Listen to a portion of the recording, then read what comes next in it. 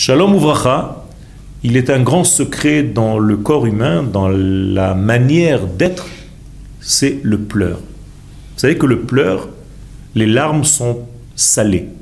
C'est incroyable. Ça ressemble étrangement à ce qui se passe lorsqu'on sale la viande pour la cachériser. Aujourd'hui, on a oublié un petit peu comment faire, mais avant, on mettait du sel nous-mêmes. On n'achetait pas la viande déjà salée. Et qu'est-ce que ça veut dire mettre le sel? C'est sortir en fait le sang et l'aspirer.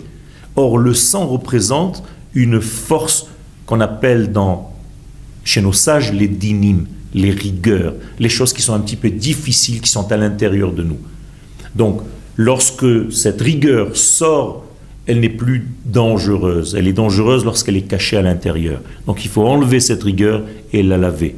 Mais les larmes, lorsque nous pleurons, c'est tout simplement l'adoucissement de notre être, et c'est pour ça que ces larmes sortent avec un goût salé pour corriger en fait toute la peine qui se trouve à l'intérieur. Et les sages dans la Kabbalah nous disent que si on prend ces larmes lorsque nous pleurons et que nous les mettons sur notre front, on peut demander à Kadosh Baruch Hu tout ce qu'on veut, ça se réalise. Vous savez pourquoi? Parce que dans les écrits du Hari à Kadosh, il est écrit que la larme est une valeur numérique spéciale qui, lorsque je l'enlève de l'autre valeur numérique, c'est-à-dire l'œil, donc une larme qui coule de l'œil. Donc je prends la valeur numérique œil et j'enlève la valeur numérique larme, je trouve une valeur numérique qui est de 21.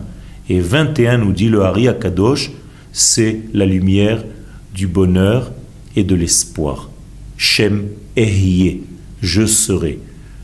Le pleur est donc un moyen de revenir du désespoir à l'espoir. Toda Rabba.